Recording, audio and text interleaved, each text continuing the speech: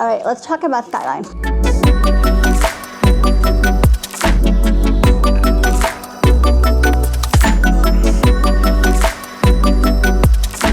We use Skyline as a metaphor for organizational culture change for 3 reasons. 1, you cannot fake a Skyline because it reflects the reality on the ground. 2, nobody owns or designs a Skyline. It is what emerges with people doing what they are always going to do, their own work, their own context. And the third part is, most of us have a powerful memory of a Skyline. It's usually you're driving somewhere over a bridge and suddenly you see a city skyline emerge, or you're flying in somewhere and you see the first beginnings of a skyline. For most of us, those are very powerful memories. And that's really what we want for organizational culture. We want a visual representation that evokes a powerful sense of who we are and who we want to be. Because so much of our culture is intangible. It's our hopes and dreams and wishes, all of those things.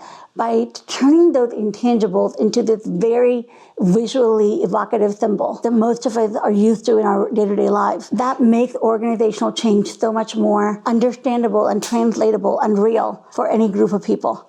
So that's really the use case for Skyline. Now, generally, before you can use Skyline with the organizations, you have to get buy-in. And usually you want buy-in from a C-suite executive for among the following pain points. You either have a new team starting, or there's been a change in your organizational dynamics, a new leader, new priorities, new way of working. And on a micro level, it could be as simple as a new shift in a restaurant. You can do a little bit of Skyline envisioning at the beginning of every shift to reorient people into the context of what they are doing together. Any business that has a very strong cyclical sense, like theme parks, tax preparation businesses, they have a very strong certain start time, end time. So those are perfect opportunities for reinforcing culture and vision through Skyline. So once you make the case with an executive and they say, sure, you can have 90 minutes with my team to do Skyline. Okay, where do you start? Well, go back to your navigation guide, because you're going to have 2 sets of cards to work with. One is your discovery deck. That is what you give all the participants.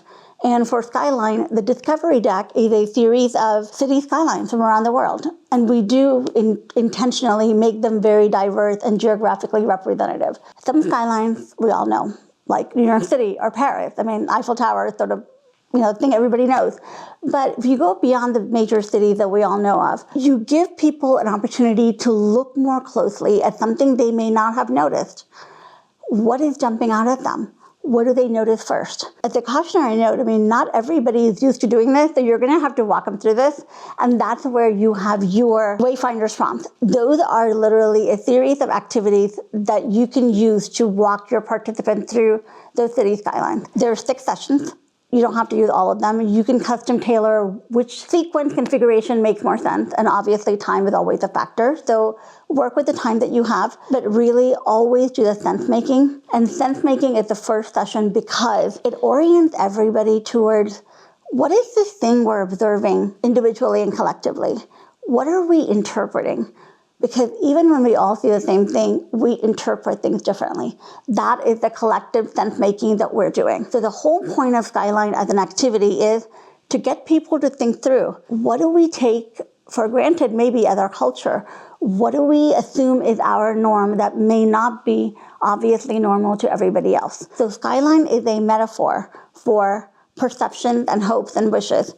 And if you're doing a Skyline activity, you will end with a customized city skyline that represents what this group of people are trying to do together. It is how they see their reality.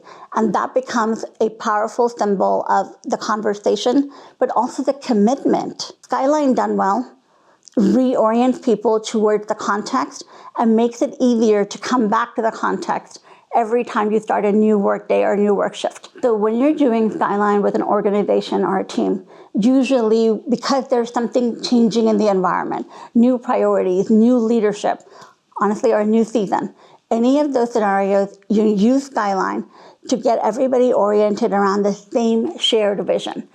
This is our reality, here's where we're going. And when you end up with a Skyline, it becomes a powerful metaphor of the conversation we just had, but also the commitment that we're making to make this dream come alive for the organization, for the business, for the team. And every time people walk in and see that same skyline, it's a mental shorthand. Oh, this is why I'm here today.